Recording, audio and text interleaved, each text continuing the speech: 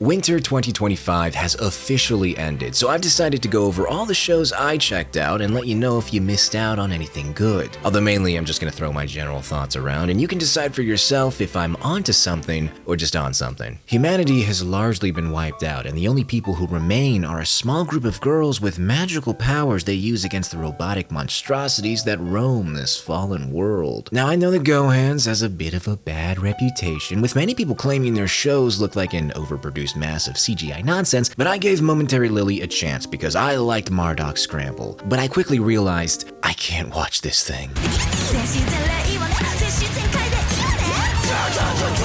And it wasn't even the visuals that did me in, although sure, there's a lot of wacky stuff going on. The contrast is turned up to 11, every shot is off kilter. All the characters look like they're on a green screen, and then there's this one chick, God bless her, every time she's on screen, she just bounces all over the place. And I do mean every single time.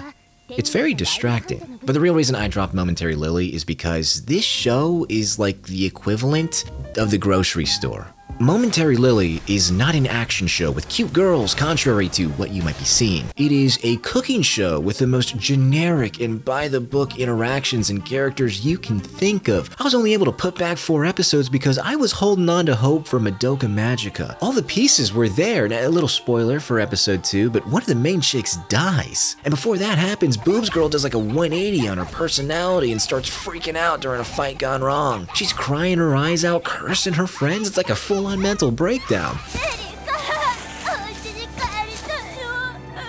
You know I love that stuff. It made me want to continue with the show, but then it just reverted back to a bunch of banal BS, and I couldn't trust the plan. I was losing my mind during every extended cooking session and every dumb conversation that must have shaved a good 5 years off my life. I'm sorry.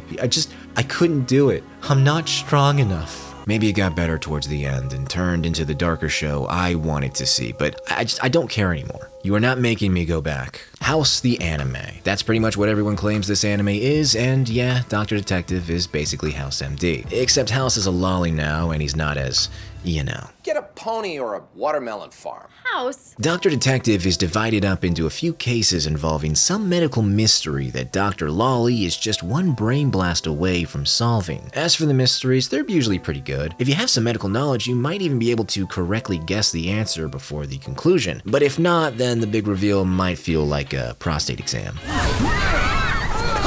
The medical stuff is just one aspect though. This is called Dr. Detective, which means there's some detective work going on too in most of the cases. The authorities usually come up with a suspect for what they've pegged as a murder, and Dr. Lolly will use her medical knowledge to knock out suspects until the true culprit is revealed. It was the Jew? Visually, things are, fine. The opening is amazing, but the actual show isn't anything special. It's made by the same studio that made that one show about the failed abortions playing basketball. Wonderful work, to be sure. As for the characters, they're there. I didn't really find any of them all that endearing, but they all serve their purpose. Dr. Lolly would tell people off and refuse to play by the rules so she could solve all the cases, and her assistant was always there, ready for her to bounce ideas and insults off him. Not the worst way to spend 5 hours, but I think this is a rare case where the live-action adaptation is actually better than the anime. They killed our lord. You gonna trust them? Re:Zero has been one of my favorite anime for a good long while now. It's always going to hold a special place in my heart because it was actually the first anime I ever watched, subbed. Because, and I'm sure a lot of you are going to lose a lot of respect for me when I say this, but I used to be a dub-only kind of guy. Yeah, I know, alright, get it out of your system. This was the anime that made me realize reading isn't so bad, and I don't need to know the language to know when someone's giving the performance of a lifetime. Now, I tell you all this because I need you to understand that I am a fan of Re:Zero, but I was kind of disappointed with this season. Season 3 didn't really have anything that made me feel the way that the best parts of Season 1 did. Sure, there were plenty of cool parts in the show, like the first few scenes with Sirius, and the ending speech Subaru gives to the Animal Crossing city folk, and also the flashy fight with Garfield and Kurgan, and of course most of the stuff with both Reinhardt and Al. That was all pretty cool. But as for the story in this arc, and the main archbishops, and all the new characters, it was fine, but I felt like this season put quantity over quality. Like, it thought the best way to make me feel more on edge was to have force in archbishops instead of just 1 or 2, and to have a whole city full of people who are being turned into grotesque monsters to satisfy the sadism of one fricked up void. And in theory, yeah, that should work. I should feel more on edge. But the way it turned out, you had all these bad guys fighting over the spotlight, so none of them really got enough time to shine. At the very least, season 3 did have a bittersweet ending, where you could tell that Subaru wanted to give it another go, but he got so lucky with the stuff that happened that it was just not worth it to chance another run. But I still wanted more desperation and less fights with full conversations going on in between blows. Now, I know it's not coming across, but I was still having fun watching the show. It just felt like I was seeing an amazing show turn into a great show and now a good show. Maybe I'm still adjusting to the new visual style. I mean, it's great on its own, don't get me wrong, and some of the stuff they pull off, like the highly detailed animation they used for Capella, that was just a feast for the eyes. But I kind of prefer how most of the characters look back in season 1. I get that Emilia has grown a lot as a character since season 1, but she's growing just a little too much for me. Alright, that's kind of a joke. That's not really the big deal. The bigger problem, I think, is that things felt rushed. This season boasts the highest character count so far, while also having the least amount of episodes so far. Now, I haven't read the light novels or the web novel, I'm just a simple anime only, so I'm not grading the adaptation. I'm pretty sure most of my complaints still apply to the novels, maybe even more so in some cases. I felt like this season didn't really do the psychological stuff ReZero is known for. Instead, it focused more on fights and fan service. Now, more fights are fine, and season 3 definitely has some of the best fights in the series so far, but I'd say only visually. Emotionally, they didn't really affect me, which surprises me, especially because one of the fights involves my second favorite character in the show. As for the fan service side of things, I mean, look, ReZero has always had some fan service, but I feel like they gave it more attention here. Now, I don't want to turn this into another installment of Man Complains About Boobs, so let me just make something crystal clear here, okay? I have wanted to lick Priscilla's feet ever since season 1.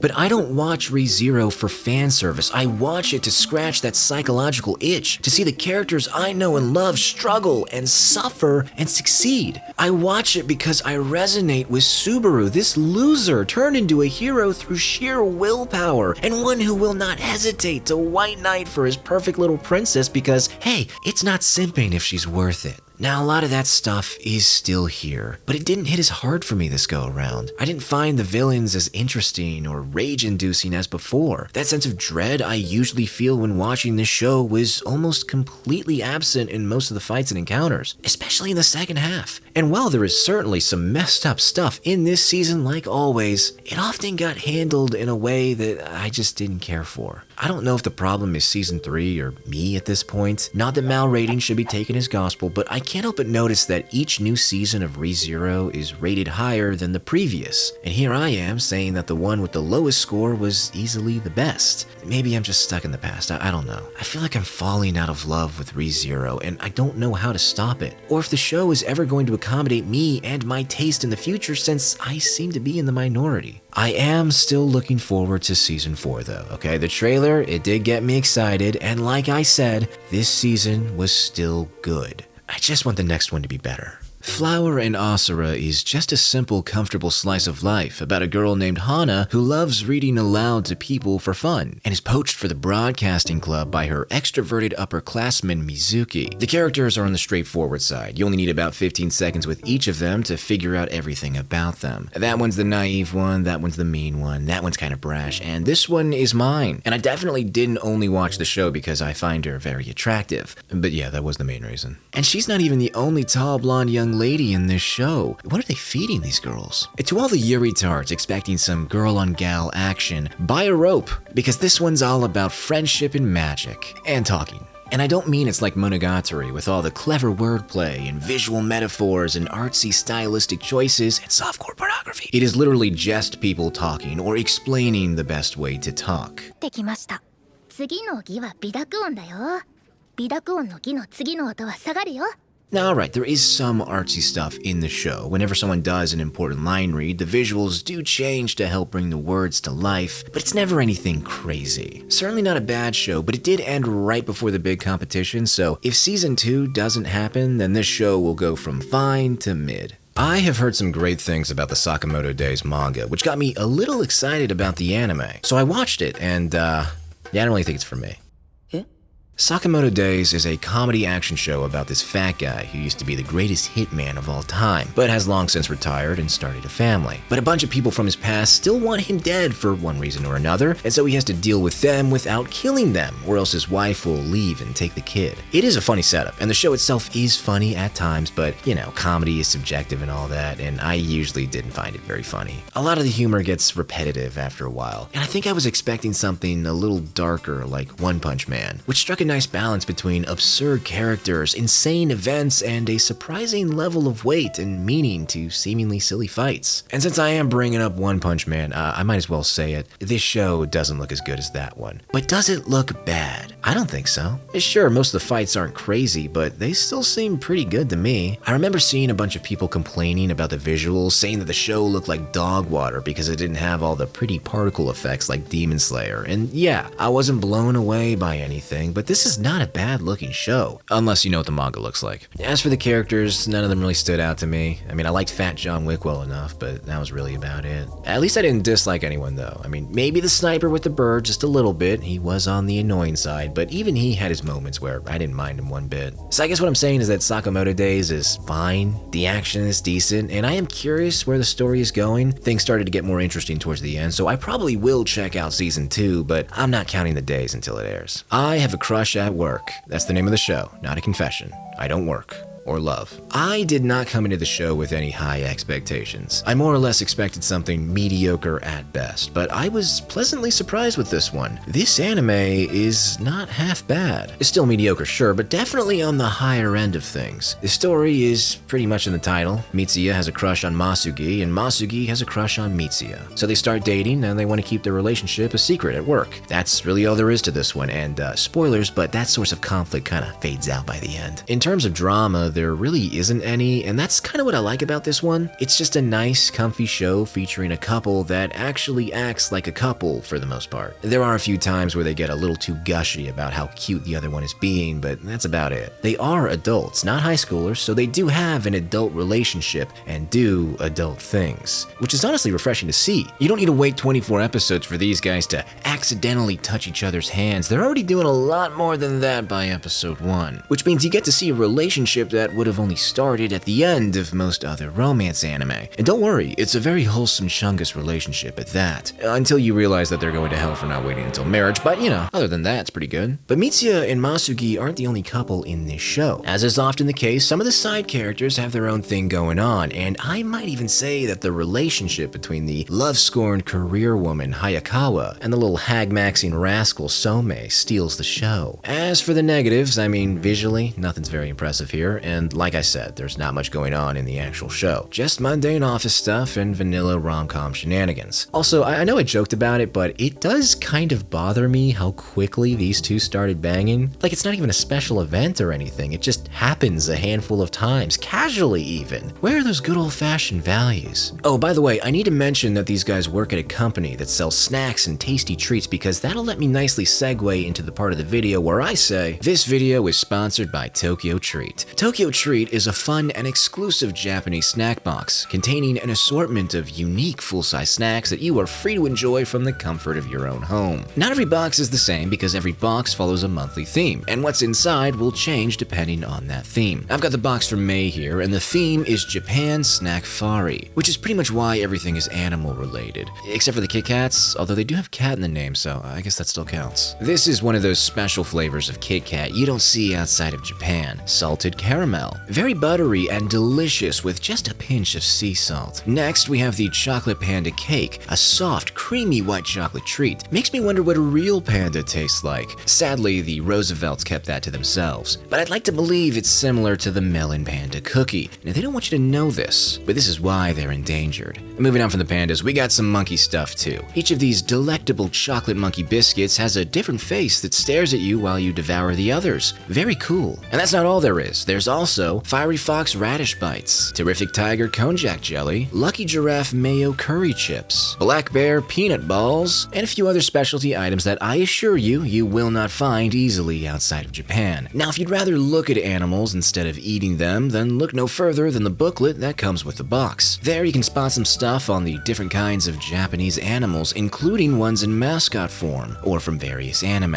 Also, you can check the ingredients of all the stuff you eat. You can sign up for a subscription for one of these boxes and get $5 off your first box by clicking the link in the description below and using my code. This does help the channel out, and now, back to the video. Orb has been getting a lot of attention as of late because when it started airing back in October, most people were too busy watching Dan to notice this one. But since then, Orb has risen in popularity and garnered a great reputation among fans. It's now in the top-rated 100 anime on MAL, and look, I will agree that this is a good show, but we'll get to that. Orb takes place in a 15th century Poland and follows a bunch of different characters trying to research and prove that the Earth moves around the sun, which puts them in conflict with the Church and its inquisitors who insist the opposite. As you can tell, this is a historical anime, and it's one that does pay special attention to the times, which I certainly appreciate. Like at one point, Noak, a hired mercenary turned inquisitor who is basically the main antagonist for the series, and probably the best character too, whips out a crossbow to shoot a fleeing heretic while a priest next to him is like, dude, is that allowed? I understood that reference. Since so many people are singing the praises, how about some criticism instead? I'm not gonna pretend like I know everything about medieval Poland, and I definitely won't act like I know the first thing about astronomy, but there were a few things in Orb that seemed a little out of place to me. Like how casually and quickly someone could solve a scientific issue that plagued astronomers for centuries, and without the assistance of instruments that I assumed were instrumental in making such discoveries. Also in the second half, there's like a whole arc of the anime that depends on a little gypsy girl in the 15th century reading a book on astronomy from start to finish in a couple of hours, and then being able to accurately recite the contents of said book to someone else sometime later after she burns it. That seems a little too contrived for me. As you can tell, a lot of the problems I have with Orb, I have because I'm viewing it like a historical piece. But see, technically Orb is an alternate history. It's just so close to the real thing that I often end up conflating the two. So for instance, the Kingdom of Poland isn't referred to as such for some reason, but characters will still mention Socrates and Seneca and other historical figures. I don't understand why it's like this. Maybe they just wanted to give themselves an out in case they got a piece of information wrong or misrepresented something. I get the feeling that the author really wanted to make something truly historical, but compromised here and there for narrative and social reasons. Like it'll go out of its way to highlight the treatment of female scholars in a couple of episodes, only to never have any of the main characters ever care that much one way or the other. Another issue I had comes coupled with something I actually want to praise, and that would be the multiple protagonists. Each arc follows someone new who carries on the work of the previous protagonist, and the fact that there are multiple protagonists means you are always on edge whenever the Inquisition pops up. These characters do not have plot armor. If they screw something up or get careless even for a moment, they're done and it's on to the next guy. And the best part is that you really have no idea when things are gonna hit the fan, unless you look up when the opening changes its visuals, because it does change depending on whose turn it is. Also, concerning the opening, absolute banger, and some of the visuals are just amazing. However, I don't think all the protagonists are all that good. Rafal, the first one, this child genius who was supposed to go to university and study theology, but decided to pursue astronomy and heliocentrism, was very interesting, and his story is probably the best out of the bunch. So I don't have any problems with him, but Oxy was just okay. He's a dualist with a guilty conscience and a fear of the heavens, but his partner, Badini, this monk who had already dabbled in heretical astronomy, which got him into some trouble in the past, was way more interesting to me. Especially because he was so arrogant, but still smart, and also very selfish on the surface. But then you find out his desire to prove heliocentrism is rooted in his belief that the world God made is beautiful and mathematically perfect, something that the geocentric model fails to show. Draka was kind of mid, to be honest. She's a gypsy who's also very intelligent like Raphael, but she has a mind for money more than anything else. Also, she's an atheist, and she gets involved with a heretic, and worse still, a Protestant. But those two are actually pretty solid characters. I did like them. Kind of wish that either of them was the main protagonist for that arc, but yeah, it's fine. As for the remaining guy, he's basically just a historical cameo. But now I need to address the elephant in the room. As you may know, I am a member of the Funny Hat religion. No, not that one. There we go, that's my team. I think it would be fair to say that this show doesn't have the most charitable depiction of the Catholic Church. Now, I don't want to turn the comments section into a flame war concerning the nature of the Inquisition and the falsehoods or truths that surround it, because look, I don't care. I just want to talk about this one little thing about the show and keep it short and sweet. This is not a show that attacks faith. On the contrary, it tends to feature a rather positive view of faith. And while it may attack the actions of an institution guided by the demands of a few unreasonable people, it never goes full r/atheism. In fact, there are plenty of scenes that extol the virtue of prayer and faith and even tradition, and a few scenes that warn you about the dangers of cold-hearted rationalism. Not every non-believer is portrayed positively, and not every believer is portrayed negatively. It's a critique of blind faith, if anything, and it's applicable to everyone. But while the show does fairly feature some religious and philosophical debates between characters, it tends to back off right when you get to the best bits, and that only seems to happen because one side was written to lose that time. It is a little dishonest of me to suggest that the show doesn't do debates well on occasion. I'm just a little peeved it took 25 episodes for someone to mention Aquinas. I won't say I'm unhappy with how everything got handled. There is way more good than bad here, and plenty of nice quotes too that have honestly affected me quite a bit. It wasn't perfect, but by anime standards,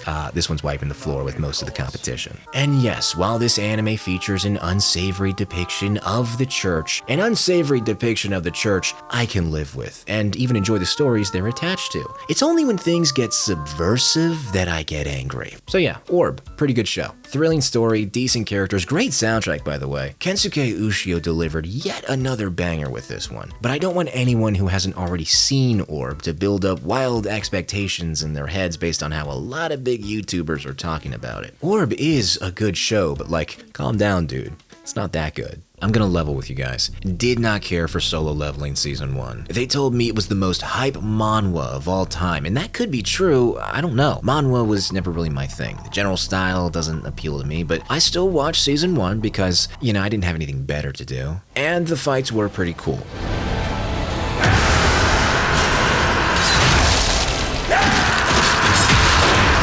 But that was really about it. I did not expect to continue with this series. However, that final episode of Season 1 actually got me pretty interested in where things were going. So I came back for Season 2, and I gotta say, Season 2 is a step up from Season 1. I'm actually finding myself liking Jinwoo, enough to actually remember his name. I mean, I don't really care about the other characters that much, except for the one chick, cause she's hot. But yeah, this season was solid. I mean, the story was generic, the character design is pretty whack, and the world building's a bit silly. But the show is just cool. Really great actions and tons of hype moments culminating in a final arc that checks off all the boxes I cared about. Yeah, it was no Chimera Ant arc, but I liked all the pretty colors and the banger soundtrack and the aura farming and the way people just casually got dropped when Jinwoo isn't there.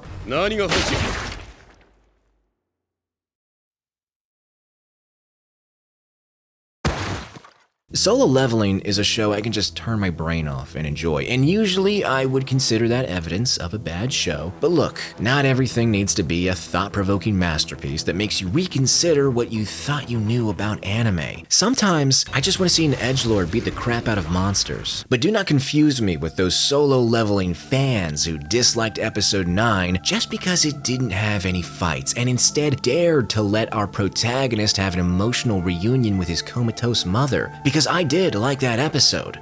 I mean, I was on my phone for half of it, but I looked up every time they talked. I am always glad to see an anime original in the lineup of seasonal shows. So when I saw that MAPPA was making one, I knew I had to check it out. Initially, I was concerned because it was an isekai, and most isekai these days are garbage. But this one, Zenshuu, had a really interesting premise. Natsuko Hirose is a young and up-and-coming anime director who takes to heart the saying that if you want something done right, then you gotta do it yourself. But one day, while working on the film of the century, she eats something nasty and freaking dies, and then reincarnates into a fantasy world. Okay, whatever, we've seen that setup before. But this time, the fantasy world is actually the world of a movie she loved as a kid. Sounds like a dream, right? However, that movie is a tragic movie called The Tale of Perishing, and it ends with, well, everyone perishing. But since Natsuko knows the plot and for some strange reason has the ability to bring her drawings to life, she can steer this story toward a happy ending if she plays her cards right. That is such a cool premise that you can do so much with, which is why I got really frustrated with Zenshuu. I do not like these characters, man, especially the main one. Natsuko is egotistical and entitled, and I get that she's only that way because she's going through an arc where she learns to value other people, but I still have to watch her go through that arc, and it's not fun. The side side characters suck too. They're all goofy and one-dimensional and annoying. Also, I just don't like a lot of their designs. I know there are a bunch of references to old anime, and that's cool and all. I do like old anime, but I'm not gonna like this one just because it references better things. Now, to be fair, Zenshuu does do some things well. The colors are vibrant, the CGI is pretty well hidden, and there are some great pieces of animation to be found here. Also, I will admit there was a nice novelty to Natsuko's drawings. You never knew which 80s anime she'd reference next, and that was pretty fun to experience in the moment. But the moment's over.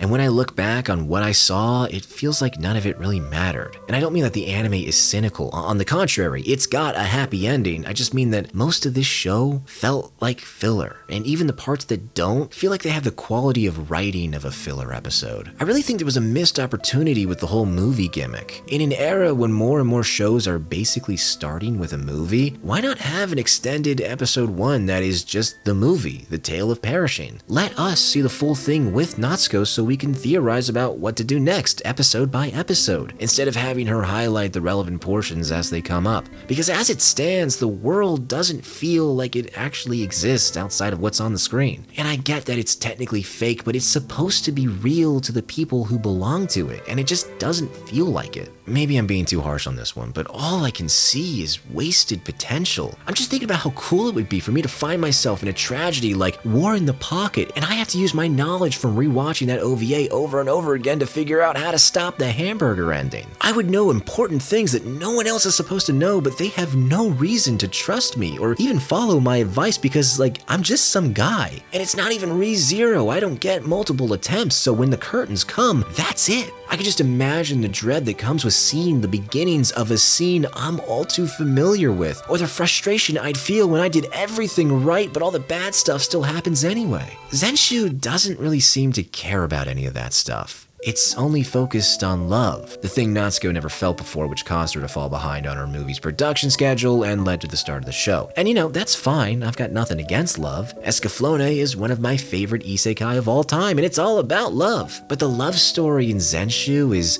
underwhelming. Luke the hero is as generic as his name suggests. Maybe things would have been more interesting if Natsuko acted like a real person and everyone else acted like an anime character, but the show just makes everyone act like anime characters.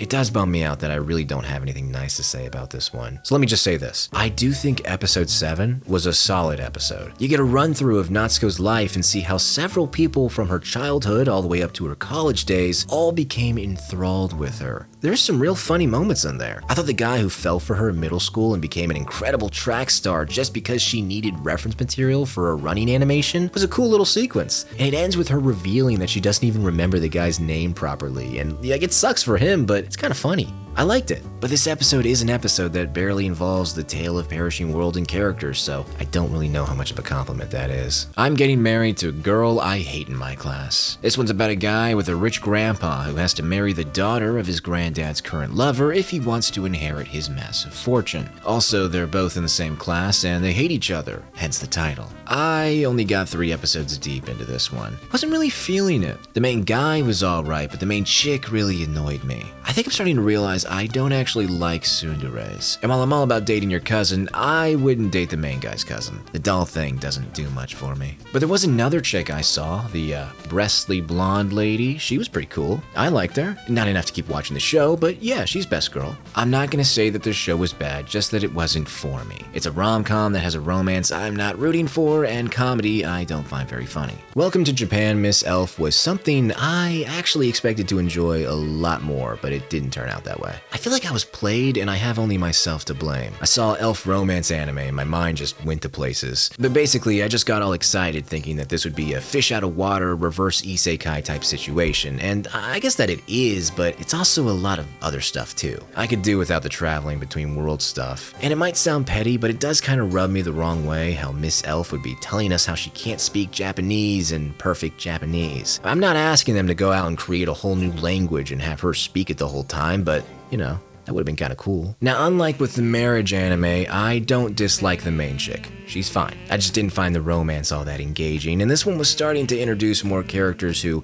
I didn't care for much either. I was watching this one week to week, but then I missed an episode and I just never felt the urge to pick it back up again. I'm sure the rest of the show is fine, but I preferred I Have a Crush at Work, so I decided to finish that one instead of this one. Nothing personal. The 100 Girlfriends Who Really, Really, Really, Really, Really Love You, Season 2. I have no idea why I watched this. It's trashy, it's stupid, it makes me feel bad about myself because I couldn't stop watching it. 100 Girlfriends is crazy. I really have no idea how to describe this Odyssey-level epic of a guy encountering 100 soulmates because God did an oopsie, because Dumpster Fire does a disservice to this anime. Season 1 already did a number on my psyche with all the different girls in the harem. We had the tsundere, the robot, the one who looks like a kid, the one who turns herself into a kid, and we can't forget about the horny one with the massive rack. And her mom. Season 2 follows the same format as Season 1. Rentaro makes eye contact with some new chick, which leads to something stupid, and then she's added to the longhouse. This season, the new girls include another kid, a maid, a sporty tomboy, a fashion girl, and a shy girl with loud honkers.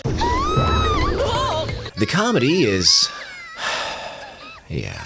Is the story good? No. Are the characters one note? Yeah. Will I be watching Season 3 whenever that comes out? Probably. I mean, I gotta know if we're actually gonna get to 100 girlfriends. Already with just 11 girls, things are starting to get pretty messy. The show has to run through each of the girls' reactions to any given thing because that is the bread and butter of 100 girlfriends. But because of that, barely anything happens in the last couple of episodes because there are just too many characters to keep up with. Luckily for the show, it is stupid and self-aware, so this doesn't really matter that much, but it could become an impediment to the jokes in the future. My only hope is that we do actually make it to 100 girlfriends, and I want girlfriend number 100 to be a yandere who kills everyone in this show and then herself. I am not messing around. This is just how things have to be. Donald Trump, please. Donald Trump, please. I need the School Days ending. That is what I voted for at the ballot box. Übel Blatt. Isn't that the chick from Frieren? If only. It has been said that there is nothing worse than a comedy that's not funny. In the same vein, there is nothing worse than some edgy schlock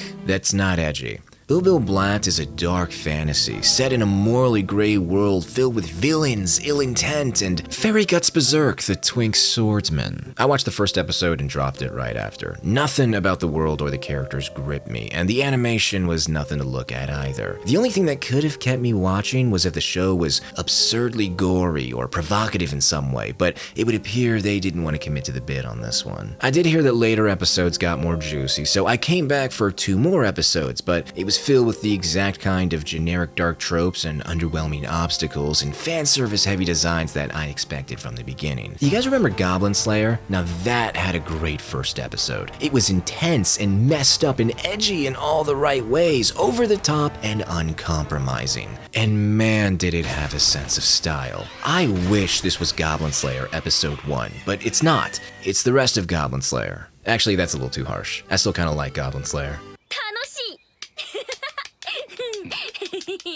But I think you get the point I'm making. This is just another forgettable show that's dark, I guess, but there are so many better options. Even with just this season, like watch ReZero or Solo Leveling instead, or pay your respects to your elders. Rewatch Berserk, read Claymore, or watch my video on it. Do anything else really, just don't waste your time with this. What is there to say about Apothecary Diaries that hasn't already been said? It looks great, the music is great, the characters are great, the setting is interesting, and it's just fun to watch. We know this. It's why Season 1 was a strong contender for Anime of the Year when it came out, and the only reason it didn't win that title was because Frieren happened. But in case you aren't in the know, Apothecary Diaries follows a not Chinese girl in not China who ends up in the rear palace of the not Forbidden City and works as a food taster, which is great for her because she loves poison. Usually, the episodes revolve around some mysterious event happening in the palace that Mao Mao Zedong becomes a party to, either because of her curiosity or because of her reputation. Sometimes it's a murder plot, other times it's just a ghost situation, or it's a one-off event that turns out to be related to a larger conspiracy you're only privy to after the fact. Now, everything I say about Season 2 only applies to the first 12 episodes. The second half will be discussed after it all airs next season. But so far, Season 2 has mostly lived up to the standards set by Season 1. Mao Mao's VA steals every scene she's in as per usual, although I will say, I don't think anything that has happened so far has surpassed anything that happened in the prior season season in terms of emotional payoff. But to be fair, the last few episodes of season 1 got pretty heavy, so it's good that the show slowed down a little bit on that front and just had Mao Mao do some busy work for a little bit until we're ready to be heard again. But certain events have been put into motion concerning Mao Mao and our favorite eunuch Zenshuu, so I am curious how far they're going to take things by the finale. The show did pull a classic shoujo already and had a conversation I really wanted to hear, cut short by circumstance, but I do hope that we get more meaningful development on that front by the end of the season. If not, well, it's not the end of the world, but I will be kind of annoyed. Fate Strange Fake. I really have no idea if I should be covering this one right now, but it came out this year and I did watch it, so I feel like I should. The thing that confuses me with this new Fate is not where to put it in the watch order, it's the release schedule that's leaving me baffled. Back in July of 2023, we got a 50-minute special for Fate Strange Fake, and it looked amazing. It was basically an extended prologue, but it teased all the big servants, and it's set in America. I was super hyped for the rest of the series, but then we were told we had to wait, and okay, that's fine. I'm a patient man. Then they released the first episode for the TV series on the first day of this year, and it was great. I couldn't wait for episode 2, only to find out that I'm gonna have to wait for episode 2, because Aniplex only released this episode to celebrate the 20th anniversary of Fate, so who knows when the rest of the series will air. It really sucks because we've basically had 2 false starts now, and that can't be good for a show's momentum. It is a great episode, like I said, very pretty, and the story seems solid so far, and I have no doubt it will deliver by the end. I mean, it's made by the same guy who made Baccano. I'm very excited, but if you haven't watched it yet, then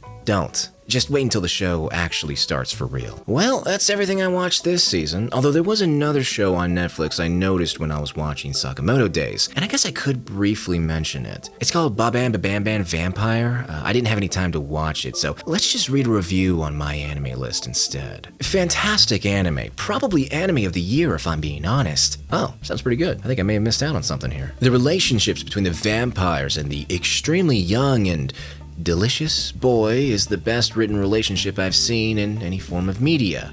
Okay. Mori's excited tendencies really showcase his love for the character he is trying to groom into his next meal. Had me worried there for a second. If I missed out on any other hidden gems, do let me know. All in all, I think this season was pretty mediocre. There were only a handful of shows I'd consider worth watching, and the rest were just slop. So in other words, things were pretty much like any other season. Now there are a few shows that I'm pretty sure are good, but I'm not caught up, so I didn't watch them. I am gonna try to make another video like this one for all the seasons this year, so do let me know if you're cool with this format. I know it's a little more on the casual side, but there is a lot of stuff to get through, and I'm hoping to include even more next go around too. Anyway, until next time, Ave Maria, Deus Vult, and a big thank you to all the cultured.